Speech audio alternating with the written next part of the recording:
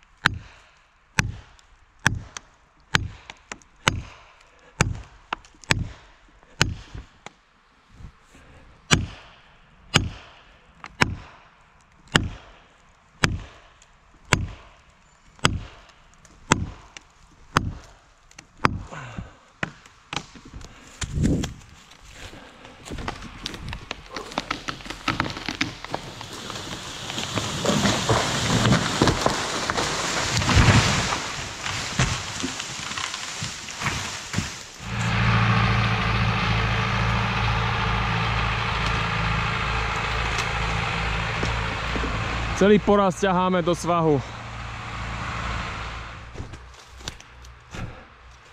No a 500 uviazla v takejto hrči. Dúfam, že ju vyberiem klínom.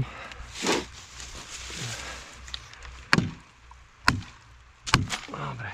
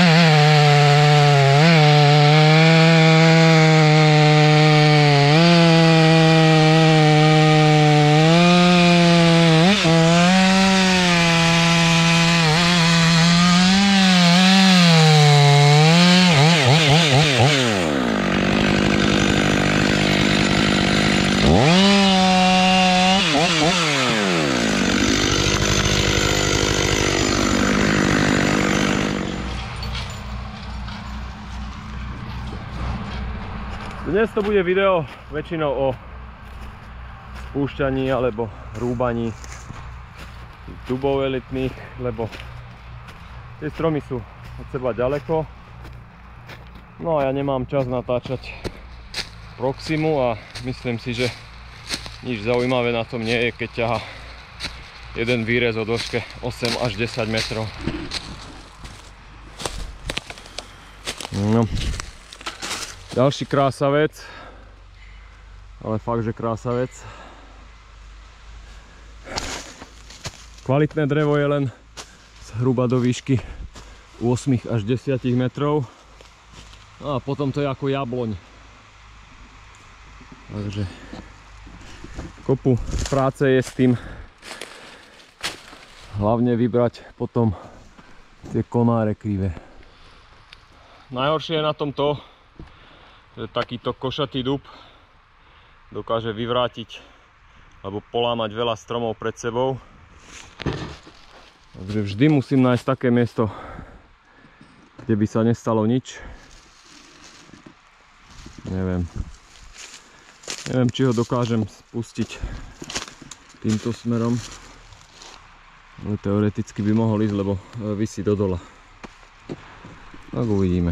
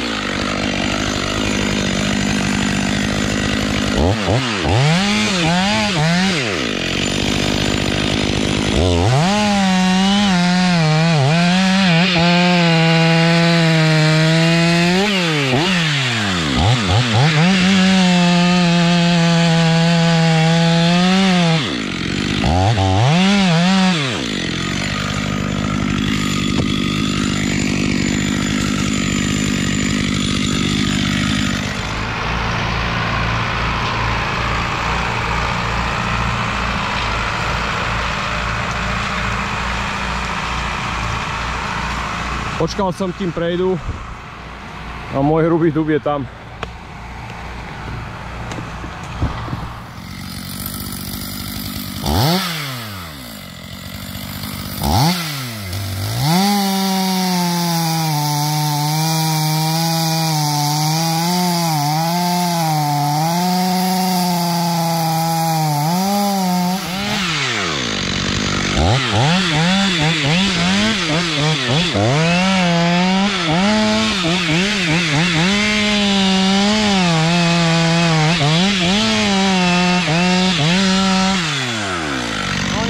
Pôjde.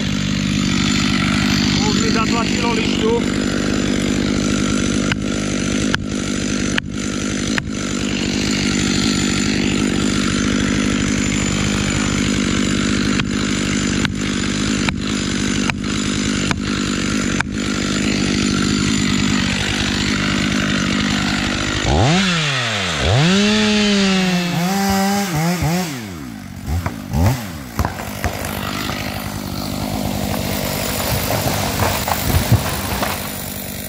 Bolo to tak na hrane, skoro ho odtrhlo smerom dolu.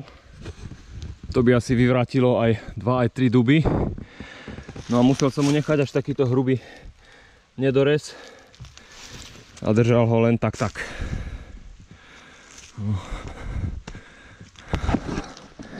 Krásny je, ako taký paragraf.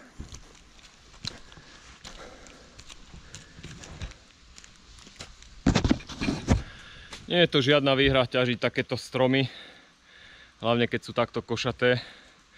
Veľmi veľa sa s tým človek natrápi, kým to očistí a ďalej, kým to traktor vytiahne. Samozrejme, jednoduchšie by nám bolo ťažiť duby rovné ako sviečky. No a takto to vyzerá po spracovaní. Ani neviem, možno 15 minút. 20, možno aj veľa som povedal, neviem. Ale celá nádržka na štýl je fuč, takže toho rezania bolo dosť. A posledný v tomto páse nie je ako sviečka, ale je zhruba rovný a nebude mať žiadne konáre.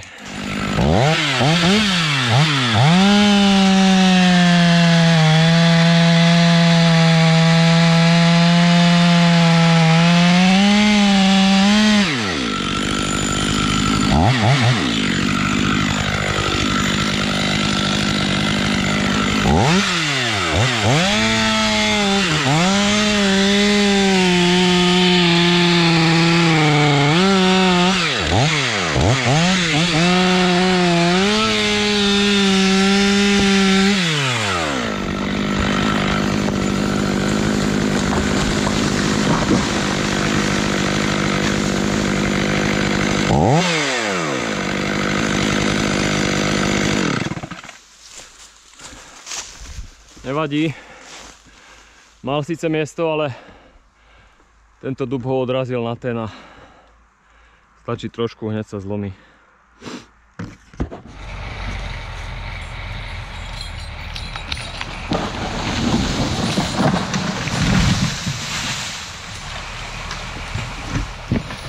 Stoj, stoj.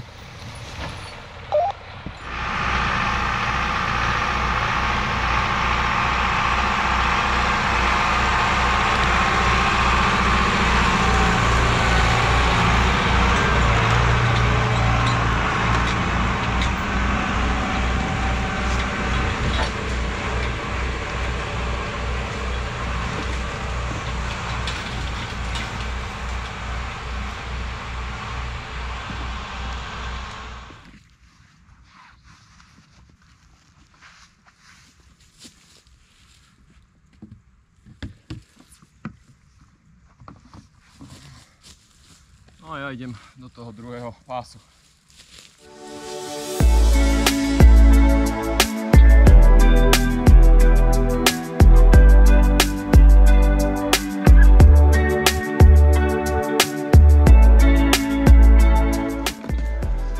Tu máme hranicu, to je už súkromný les, tu je štátny les a hranica ide takto smerom dolu až do potoka 200 metrov minimálne. No a tie elity sú značené väčšinou tuto smerom do hora k ceste.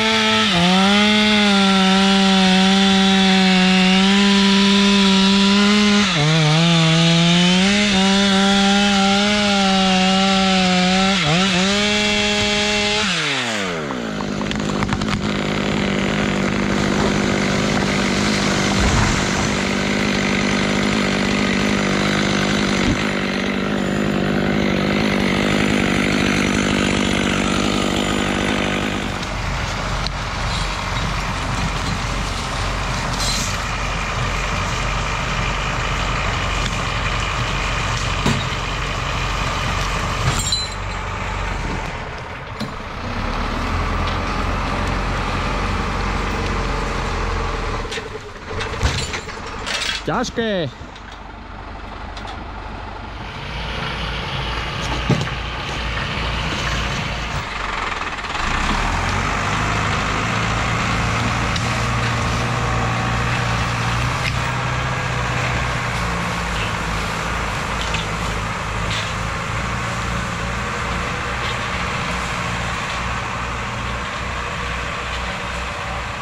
Neviem, koľko môže mať naša radlica kilo, odhadujem tak 400 kg. No ale teraz je vidieť, že je potrebná na tom traktore, lebo ten predok behá hore a dole.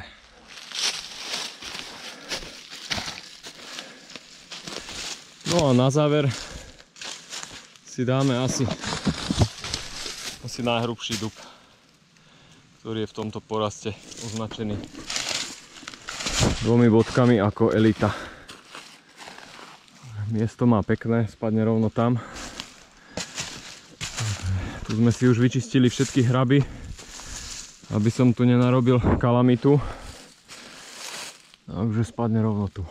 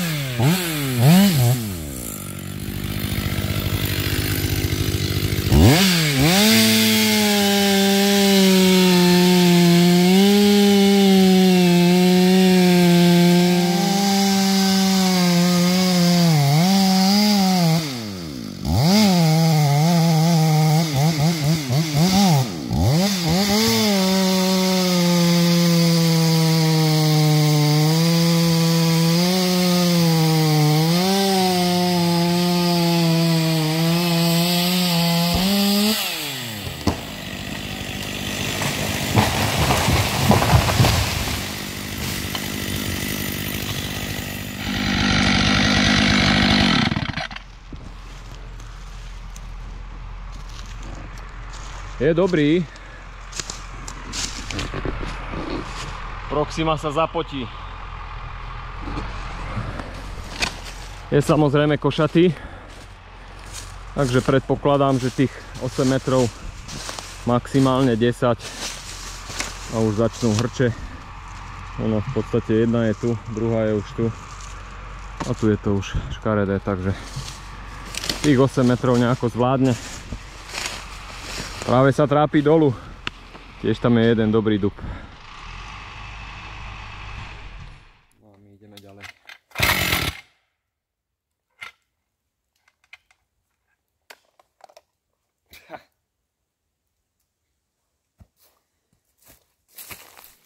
No čože sa nám stalo v tej 500-ke?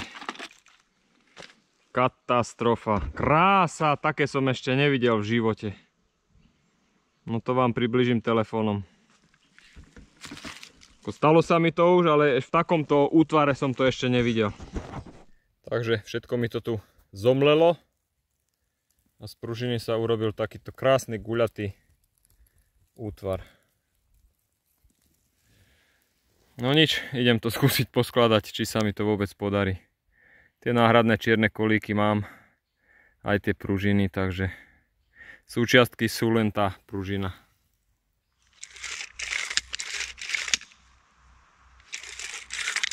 Funguje. Opäť úspešná oprava.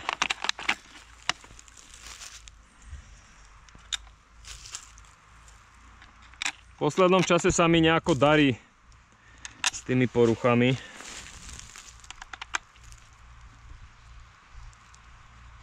Nemôže to ísť stále ako po masle.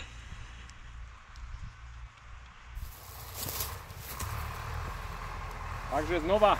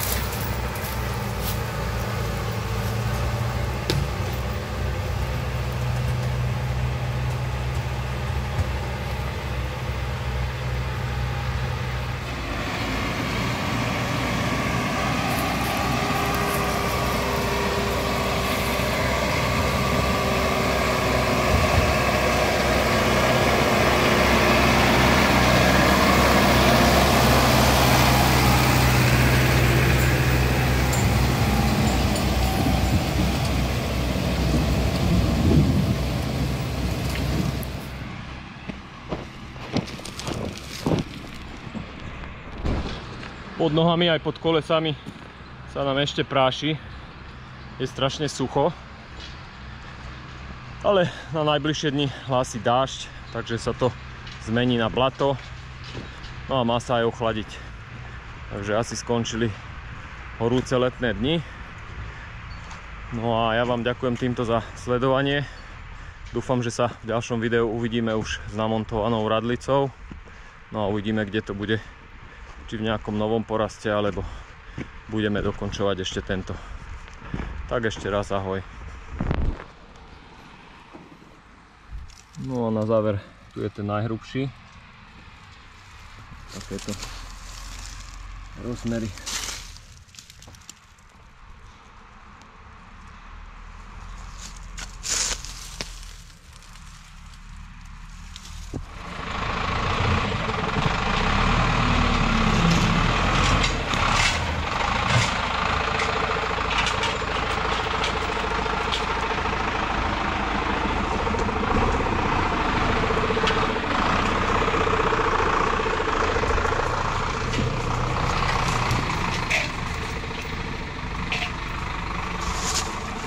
A keď sme ťahali len Norvexom.